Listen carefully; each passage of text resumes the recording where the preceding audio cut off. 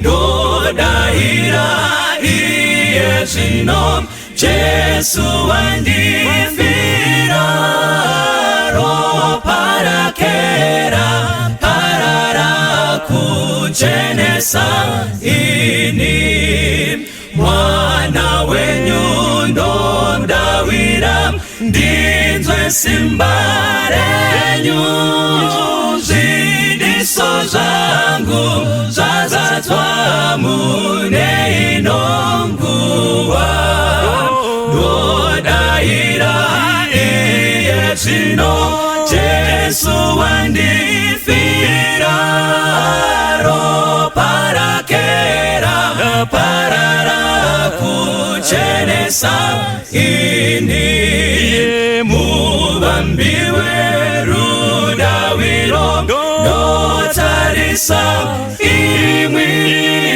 ndogashira chipo chenyu ndiponeswe nacho ndodahira iye zvino Jesu wandifira ropa rake raparara kuchenesa ini ndodahira iye zvino Jesu wandifira ropa rake raparara kuchenesa ini ropa rake raparara kuchenesa ini ropa rake raparara kuchenesa ini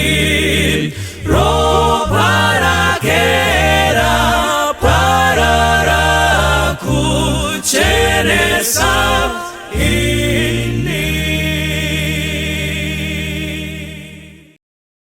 Makadiwa na Mwari, ndoda kukwasai mstara Jesu. Mukati menguva ino tinoda kutenda Mwari kuti watipa zveumwe mukana wekuti titaure zveukuru hwake. Kati mezuva ranhasi musoro wenyaya watichataura pamusoro pawo unoti ndiani anogona kumira? Ndiyani anogona kumira? Ngatinamate. Baba wedu kudenga toda kukutendai. Toda kukutendai neshoko ramatigadzirira mukati mezuva ranhasi. Richatisimbisa even mukati menyika yakaipa zvakadai kuti tigone kumira mukati memazuva ano ekupedzisira. Chitibatsirai patakuvhura magwaro enyu matsvene. Dai mweya wenyu mutsvene ungadururwa pamusoro peumwe neumwe kuti tose tigogona kutendeuka kuti pakupedzisira tigoonekwa mazita edu akanyorwa mukati mebhuku renyu reupenyu. Tokutendai kubva zvino nekusingaperi. Amen. Musoro wenyaya unoti ndiani anogona kumira? Matthew chapter 24. Nyaya imwe cheteyo tinoiwana mukati mebhuku raLuke chapter 21 kubva paverse 5. Asi ndoda kuti tishandise Matthew chapter 24, Matthew chapter 24 kubva nayo paverse 3. Matthew 24 kubva nayo paverse 3. Inobva yati panapa: wakati agara pagomo reMiorivhi, vadzidzi vakati vauya kwaari vari voga vakati, tiudzei kuti izvozvi zvichagova riiniko, nechiratidzo chokuuya kwenyu nechekuguma kwenyika chichava chipiko? Jesu akapindura akati kwavari, chenjerai kuti murege kutsauswa nemunhu. Hanzi panapa Jesu achitaura ari pagomo reMiorivhi. Jesu akatanga kuparidza achiudza vanhu, achivaudza nezvekuparadzwa kwakanga kuchizoitwa Jerusarema. Zvikanzi Jesu achitaura anotarisa Jerusarema, vadzidzi vachimupoteresa vachinomutaridza temberi yeJerusarema zvayakanga yakaita. Jesu ndokutarisa Jerusarema, Jesu ndokuchema. Akatarisa Jerusarema, zvikanzi hakuna ibwe richaregwa riri pamusoro perimwe ibwe. Vadzidzi ndokuteera Jesu aenda paMount Olivet. Havana kunzwisisa kuti Jesu chaakanga achiedza kutaura, Jesu aedza kutiko. Ndobva vaenda pana Jesu, ndobva vanoti, nhai Mwari, ko izvi zvichagova riniko zvamataura? Nechiratidzo chekuguma kwenyu Mwari chichava chipiko? Vakanga vachizviona varivo vari so close to Jesus. Saka chavakanga vachida kuti Jesu ave pitipi yekuti kana achinge wauya chii chichaitika, ndezvipi zvichaitika pakuguma kwenyika. But Jesu panguva akanga asingataure kuguma kwenyika, akanga achinotarisa kuparadzwa kweJerusaremu.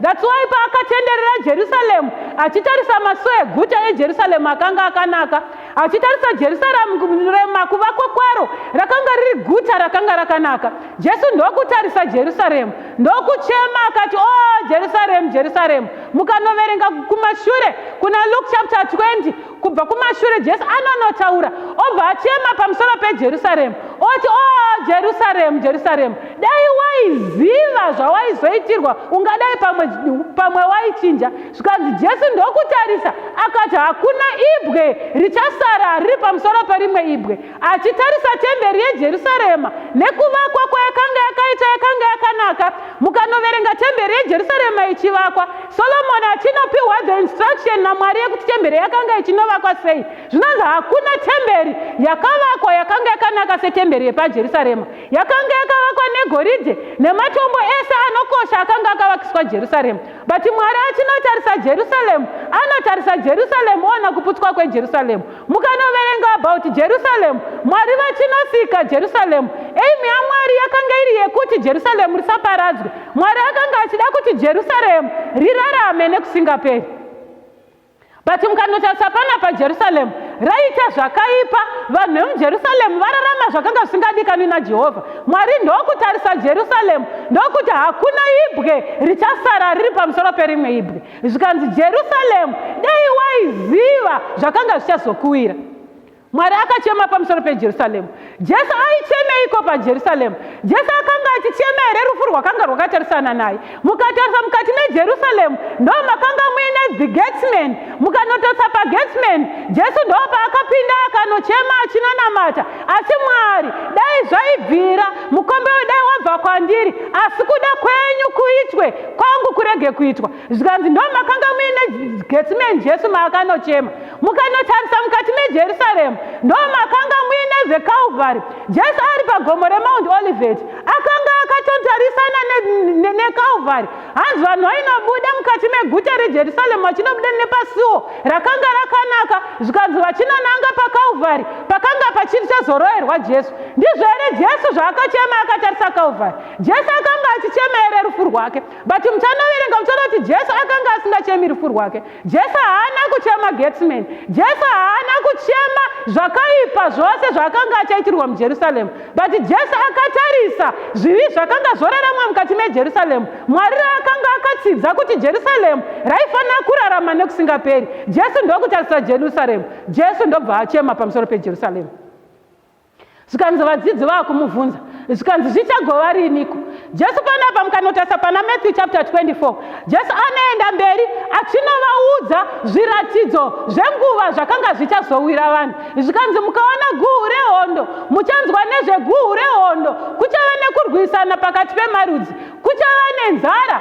Akatarisa zvinhu zvizhinji zvakanga zvichawira nyika, but vadzidzi vaJesu havana kunzwisisa zvakanga zvitaurwa naJesu. But Jesu panapa achitarisa Jerusalemu akanga atoona kuti Jerusalemu rakanga richaparadzwa. Mukanotarisa Jerusalemu rinoparadzwa Jesu Kristu atofa kudhara, atomuka, watoenda kudenga. Jerusalemu ndo parinozoparadzwa. But Jesu akanga azvitaura kumashure. Mukanoverenga Ezekiel chapter 9 inobva yataura, Ezekiel chapter 9 tikanobva nayo paverse 4. Bhuku raEzekieri chapter 9 mukanobva naro paverse 4. Jesu panapa achinotuma mutumwa, zvikanzi ndakaona murume wakanga uine ingi, zvikanzi enda unoisa zvisimbiso pahuma dzevana vaMwari vanogomera nekuchema pamusoro pezvakaipa nezvinonyangadza zvakanga zvichiitwa mukati meJerusaremu. Mwari vakatumira his angel ikanoisa the seal of God pahuma dzevana vaMwari vakanga vachichema nezvakanga zvichiitwa mukati meJerusaremu. Chii chakanga chichiitwa mukati meJerusaremu Mwari chaasina kufara nazvo. Zvikanzi ukatarisa sepamazuva anowa, vanhu vakanga vakumwa, vanhu vakanga kudhakwa, vanhu vakanga vachidya, zvikanzi Mwari ndokutarisa ndokuparadza vanhu vepanguva yaNoa. Even paSodhomu neGomora, zvikanzi vanhu vaimwa vachiputa, vakasvika pakukanganwa Mwari. Mwari vakatarisa Sodhoma neGomora, Mwari vakasvika pakuriparadza. Ndozvakanga zvaita Jerusaremu namazuva avo. Vanhu vakanga vakukanganwa Mwari. Kunyange Mwari akanga aine hanya neJerusaremu, kunyange Mwari akanga atsidza kuti Jerusaremu hariparari, but nezvakaipa zvakanga zvaitwa mukati meJerusaremu, Mwari wakazvidemba.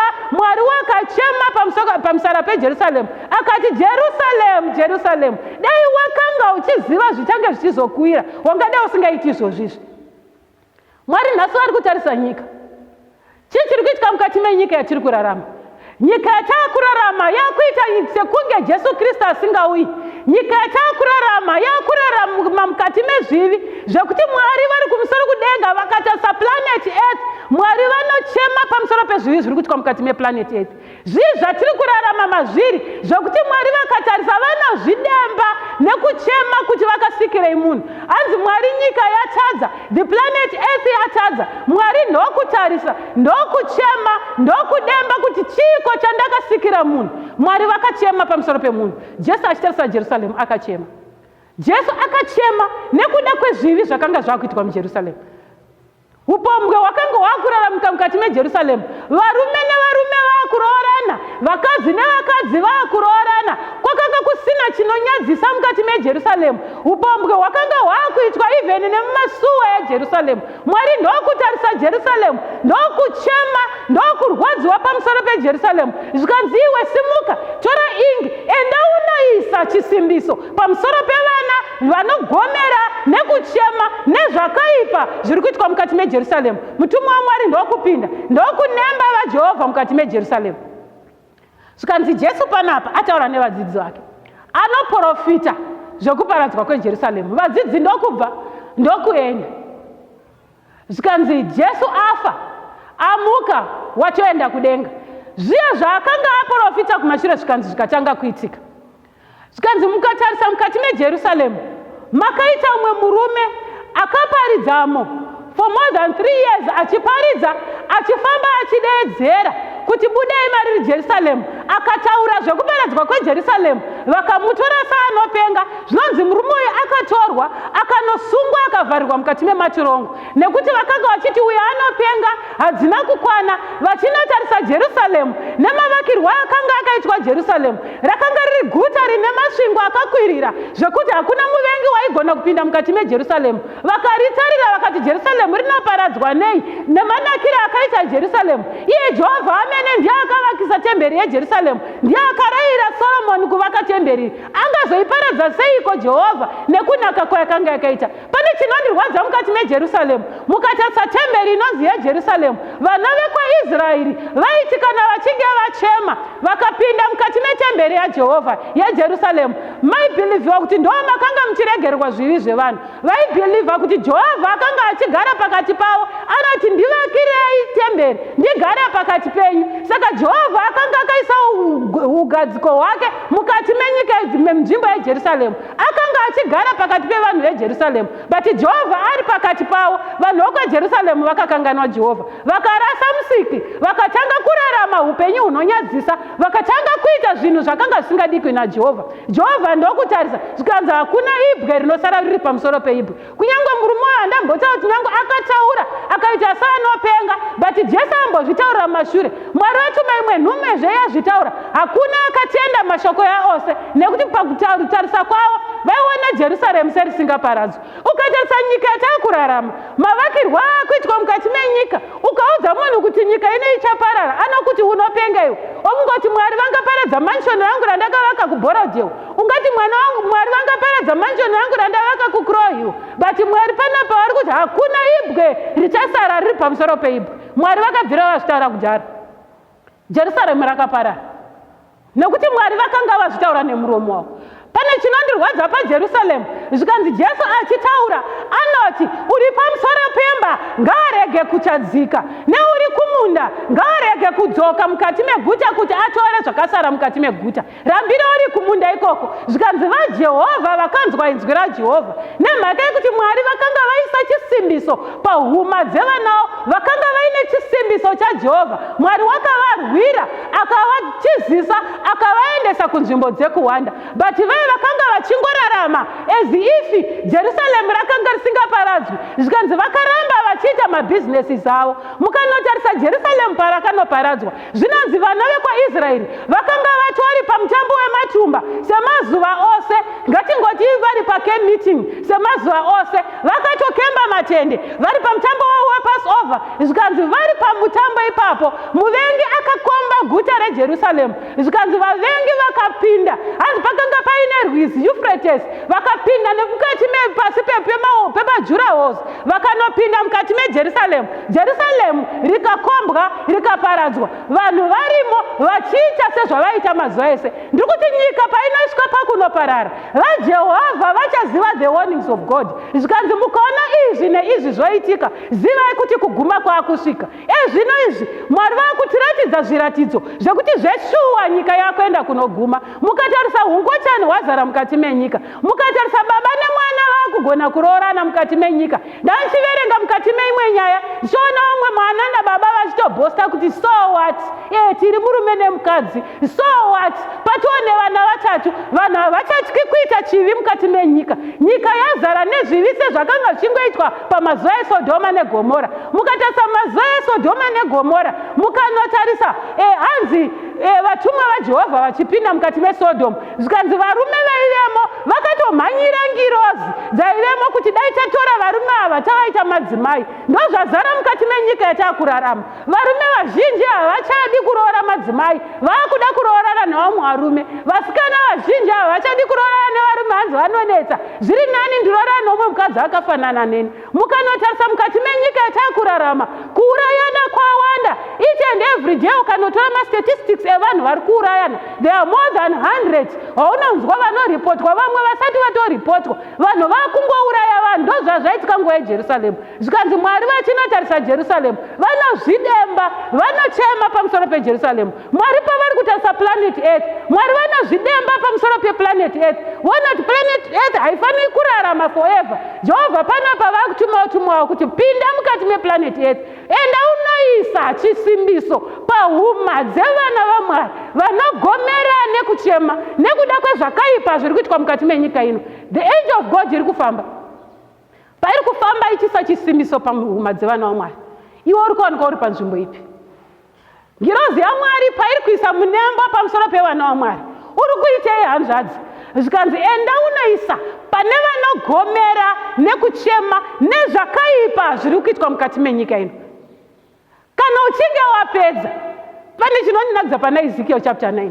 Zvikanzi kana wapedza kuisa chisimbiso pahuma dzevana vaMwari, vasara vasina chisimbiso, paradza chose, usanzwe tsitsi, whether anoyamwa, whether ichembere, whether akaremara, whether munhu ane mari yakaita sei. Zvikanzi naJehovha usanzwe tsitsi, enda unaparadza chose.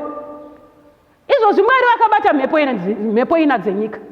Mukanoverenga kuna Revelation chapter 7, zvikanzi bata mhepo ina dzenyika kusvikira ndaisa chisimbiso pahuma dzevana vaMwari vanogomera nekuchema nekuda kwezvakaipa zviri kuitwa mukati menyika ino. The angel of God iri kufamba isa chisimbiso. But Mwari vachatsudzunura mhepo ina dzenyika, matambudziko otanga kuira mukati mevana vaMwari. Vanogona kumira chete ndevane mazita akanyorwa mukati mebhuku reupenyu, vane mazita akanyorwa mukati mebhuku reupenyu, avo chete vanogomera nezvakaipa zviri kuitwa mukati menyika ino. Zvikanzi ndo chete vanogona kumira, ndo vanogona kurwirwa. Mukanoverenga Daniel chapter 12, Daniel chapter 12, mukaverenga mukati mebhuku raDaniel chapter 12, inondinakidza zvikuru tsamba yaDaniel chapter 12 pavhesi 1 inobva yati, nenguva iyo Mikaeri uchasimuka, iye muchinda mukuru unorindira vana vavanhu vako.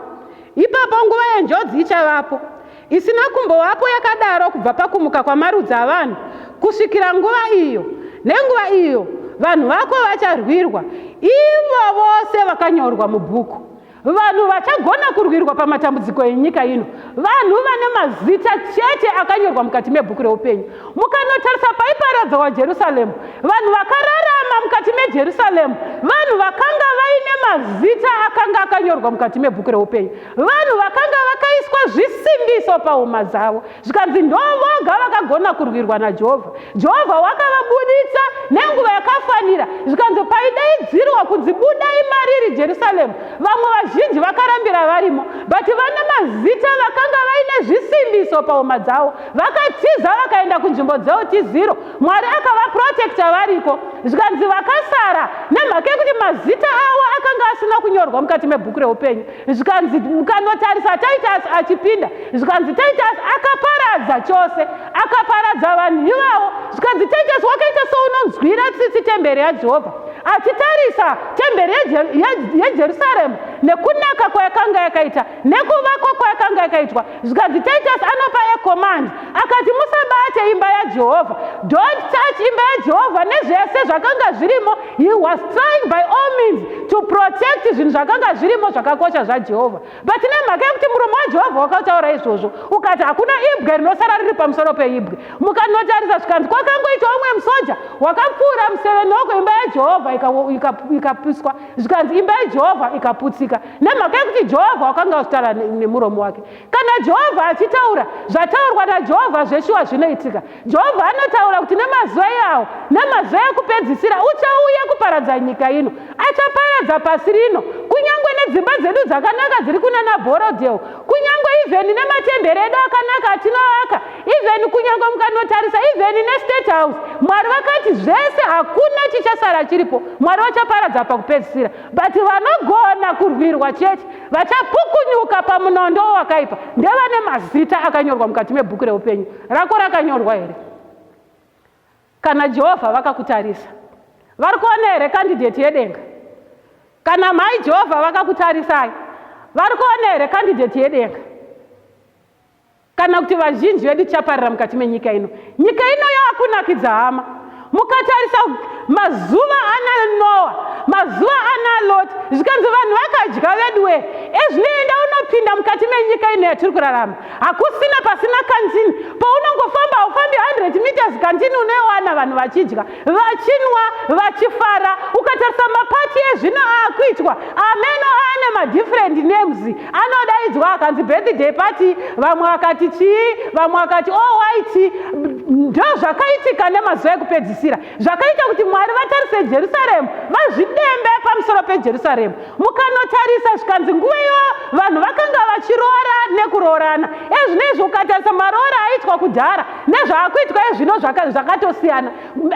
Ezvino kwana akunzi maroora day. Mukanotarisa mukati menyika mafashoni akugadzirwa ekuti paroora day patoo nemakeke apo pakuita kunge muchato. Zvikanzi ndo zvakanga zvakaitika nemazuva ejerusaremu. Vanhu vakanga vachiroorana vedu we. Asi jehovha achitarisa zvese izvozvo, jehovha akazvichema pamusoro pejerusaremu. Jehovha achitarisa nyika komana, jehovha akuzvidemba pamusoro penyika ino kuti vedu we chichatakaitira planet earth nekuda kwezvivi zvakuraramika mukati menyika ino. But jehovha pakupedzisira anoti ukaona zvakati nezvakati zvoitika, mukaona guhu rehondo, mukanzwa nezvezvirwere ezvinezvitati mukati mecoronavirus ezvinoya kuita seyeudzikira. Ndaiverenga musuno mukati mepepo kwaane chimwe chirwere chaakunzi monkeypox chaakuita kukuzvimba kunge munhu akatsva. Zvirwere zvizhinji zvisiri kucharapika. Jehovha ari kutipa warning kuti ukaona zvese izvozvo zvoitika zvaakuratidza kuti mwanakomana wemunhu aapadhuze nekuya. Zvikanzi ukaona nyangadzi yakarehwa namuprofita Dhanieri yasimuka, zvikanzi unorava ngaarayi. But nyika yarivari zvikanzi ibve nevana vaMwari vakanga vari mukati mejerusaremu. Ukatarisa Jerusaremu rakanga rine vaprofita vazhinji vaitotaura nezvekuuya kwaJesu. Jerusaremu rakanga rakakomborerwa komana, but vaprofita ivavo zvikanzi vaprofita vakanga vasingasaprofite, vakanga vakutaura zveprosperity zvazara mukati memaprofita enyika ino. Mukatarisa maprofita azara mukati menyika ino, they are talking about prosperity, havacharatidzi vanhu kuna Jesu. Zvikanzi ndo zvakaita izve nemaprofita anga mukati mejerusaremu. Vakanga vakutarisa zvenyika ino, vakanga vasisina muono wedenga. Zvikanzi Jesu ndobva atarisa ndobva achema pamusoro pejerusaremu akati, Jerusalemu, Jerusalemu, Jerusalemu, Jerusalemu, dai waiziva, ndikuti planeti Earth, dai waiziva zvazvazokuwira dzimwe nguva ingadai watendeuka. Ndikuti mukomana, dai waiziva zviri pamberi zvichatiwira, vazhinji vedu ungadai taitendeuka tanyoresa mazita edu mukati mebhuku reupenyu. Zvikanzi vanorwirwa ndevane mazita akanyorwa mukati mebhuku reupenyu. Vachagona kumira panguva yekupedzisira ndevane mazita chete akanyorwa mukati mebhuku reupenyu.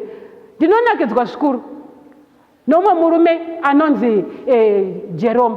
Mukanotarisana naJerome nana John Huss, zvikanzi chakaita kuti vagone kumira panguva yekupedzisira, chakaita kuti vagone kumira mukati mematambudziko moto watarisana nawo. John Huss aveserwa moto, asungirirwa patambo. Zvikanzi John Huss chakaita kuti agone kumira imhosva yekuti akanga anyoresa zita mukati mebhuku reupenyu. Vanogona kumira ndevane mazita akanyorwa. Matambudziko enyika ino kunyange achirwadza, mari isisiri sabatiki, mukanotarisa the economy yenyika ino yaipa, haisi Zimbabwe chete, pasi rese riri kuchema about the economy yenyika. But vachagona kumira, vanogona kurwirwa mukati mematambudziko enyika ino ndechete vane mazita akanyorwa mukati mebhuku reupenyu. Vazhinji vachimhanyidzana kuenda kuna naDubai kunotsvaga zvenyika ino. Vazhinji vachimhanyidzana kuenda kuna naMessina kuti vanohodha magumbezi akanaka kuti upenyu hunge uchifamba. Zvikanzi vaJehovha vanorava nguva vari kuona kuti kuguma zveshuwa kwaswedera, vabhizi kutsvaga ushe hwaMwari. Wakakomborerwa unotsvaga ushe hwaMwari panguva ino yakaipa kudai. Wakakomborerwa unotsvaga chiso chaJehovha panguva ino yakaipa kudai. Vazhinji vachiona kuti Jerusaremu rakuparadzwa, vakanzwa inzwi raJehovha, vakabuda vakatiza kuparara kweJerusaremu. Vakanga vari kuminda pavakanzwa the warning of God, zvikanzi Jesu akati, musadzoke, ari kumunda, ramba uri kumunda. Vakagona kurwirwa. Jerusaremu parakaparadzwa, vamwari vakanga vabuda kudhara. Ndikuti nyika ino pari kusvika pakunoparadzwa, vamwari Jehovha anovarwira.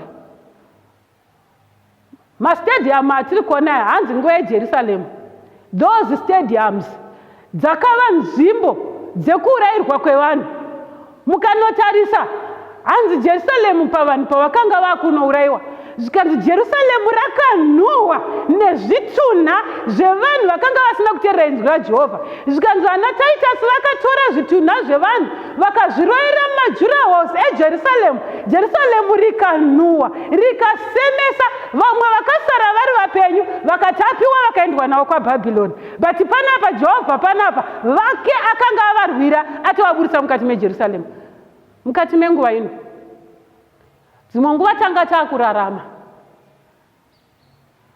sekunge nyika ino isingachaparari, sezvakanga zvichiita vanhu venguva yeJerusaremu. Havana kufungira kuti Jerusaremu richaparadzwa nekuti Mwari akanga atidza kuti Jerusaremu richagara forever. But Mwari panapa apa warning. Vanhu venguva iyi havana kuteerera the voice of God. Kune vaparidzi vazhinji vauya mukati memakereke, kune vaparidzi vazhinji ezvinezvi takomborerwa tine technology, shoko riri kuparidzwa everywhere. Vaparidzi vaparidza vakati budai mariri Bhabhironi vanhu vangu. But vazhinji tiri kurambira tiri mukati menyika ino, tiri kurambira tiri mukati mezvivi.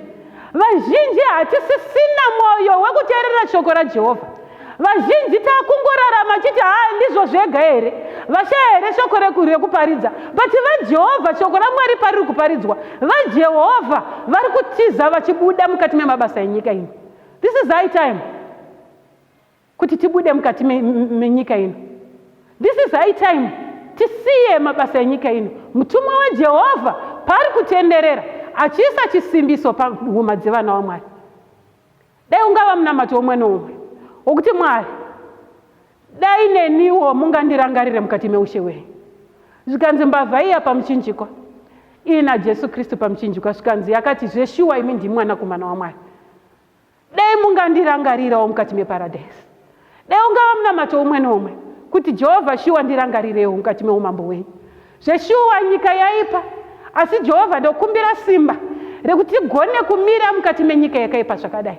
tigone kutiza kuzvivi zvenyika ino, tigone kutiza Mwari mukati memadhiri enyika ino. Mukatarisa nyika yatakurarama ichararamika komana pasina dhiri. Vazhinji vanzoti aiwe ndekupi kwakamboona kunorarama kusina dhiri, but mukati meJerusarema kune vaitorarama life iri straight yekuti ngirozi yaMwari payakasvika yakaisa chisimbiso pahuma dzevana ivavo. Ndiri kuti mukati menyika ino yeZimbabwe nekuoma kwayakaita, but vaMwari varimo vanomirira zita raJehovha, vanogona kutaura kuti Mwari, with or without corruption, Mwari handisi kuzokurasai. Mwari ndicharamba ndakamira pazvidzidzo zvenyu. Vanoti Mwari, dai ungawo munamato wangu kuti Mwari ndibatsireiwo, ndoda simba rekumira ndogandatadza.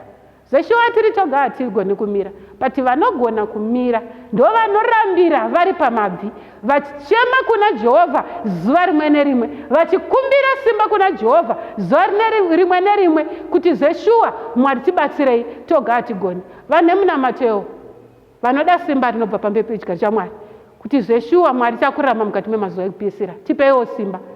Ngatisimudze maoko tipinde mukati mekunamata. Ngatinamate. Baba wedu ari kudenga, toda kukutendai mukati meino nguva. Toda kukutendai Mwari nekuti muri Mwari vasingatenderi kuti tirasike. Munotipa mawarnings zuva rimwe nerimwe, munotiratidza Mwari kuti zveshuwa kuguma kwenyika ino, kuparira kwenyika ino Mwari kwaswedera. Mukati menyika yatiri kurarama Mwari, yava nyika yazara nezvivi zvirimo, upombwe Mwari hauchanyadzisi mukati menyika yatakurarama. Kuba Mwari chaiko hakuchanyadzisi mukati menyika yatakurarama. Mwari, even mapfekero edu Jehovha haachakufadzei. Mwari, chatinokumbira ndechekuti mutumwa wenyu paanofamba achiisa chisimbiso pahuma dzevana venyu, Mwari musatisiyewo. Tinoshuvira kuti pakupedzisira nyika ino painenge yonoparadzwa, nyika ino painenge yonopetwa, Mwari mutitorewo tiende kumusha. Tibatsirewo simba hatina, tiri toga Mwari hatigoni. Muvenga anotinyangira zuva rimwe nerimwe achitsvaga waangaparadzwe naye. Asi Mwari, toda kukutendai nemhaka yekuti Mwari makatomukunda kare, mukatirwira pahondo yawakaipa, achisvinudzai meso edu kuti Jehovha matambudziko enyika ino paanouya, Jehovha zvakaipa zvenyika ino pazvinotinyangira, svinudzawo meso edu Mwari tigone kuona nzira dzamakatigadzirira dzekutiza nadzo wakaipa. Chitibatsiraiwo, batsiraiwo baba, batsiraiwo mai, batsiraiwo mukomana uyu, batsiraiwo musikana uyu, kuti nyika painenge yotikweva Mwari, ruoko rwenyu rune simba rutidzikinure, mutivanzewo pasi pemapapiro enyu. Tokutendai Mwari kuti muri Mwari vanotida, tokutendai Mwari kuti muri Mwari vanonzwa, takutendai nekuti mapindura munamato edu. Tanamata nekutenda muzita renyu Mambo Jesu rinogara nekusingaperi. Amen.